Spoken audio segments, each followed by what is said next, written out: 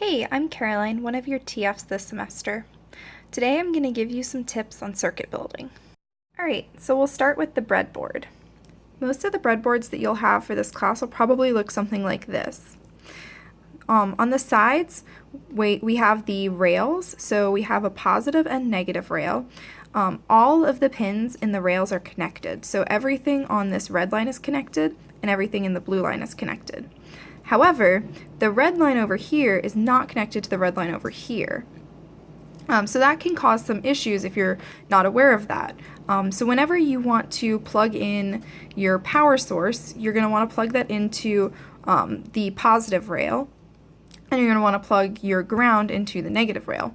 However, if you have a lot of stuff going on in your breadboard, you might have some stuff plugged into the power rail over here and some other stuff plugged into the power rail over here. So in order to get those connected to each other, you're going to have to jump a wire from this rail to this rail.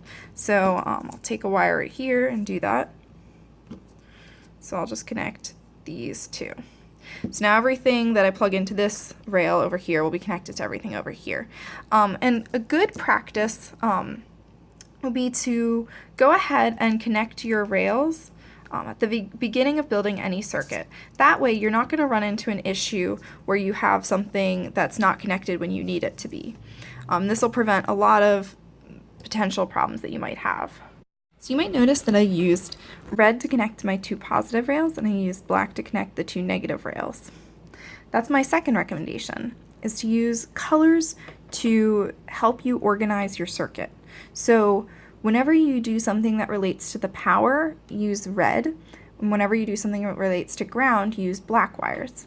And that'll help keep your circuit organized and really help you in the debugging process. So I'm going to continue working on this circuit that I'm building, just a very basic LED circuit. So I'm going to plug my red wire into one of the center wires, then I'm going to connect that to my resistor. Oops.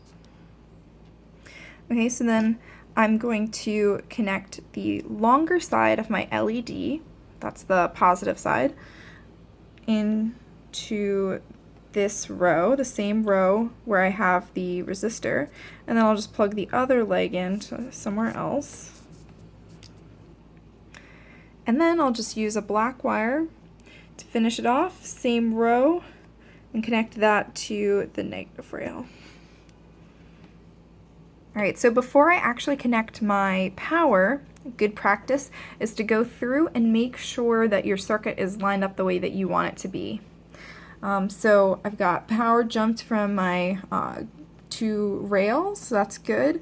Then I have power coming from the power rail going into the row where I've got one end of my resistor. Alright, then the resistor goes into a different row and connects to the longer side of my LED, which goes, so the power will go through the LED, and then it'll come through here back to ground. So that looks good. So I'll go ahead and connect my power source. Always do the ground first, and because I have it connected, I can plug it in to either side of the rails, and then I'll just connect power. And when I do, the LED lights up and the circuit looks good.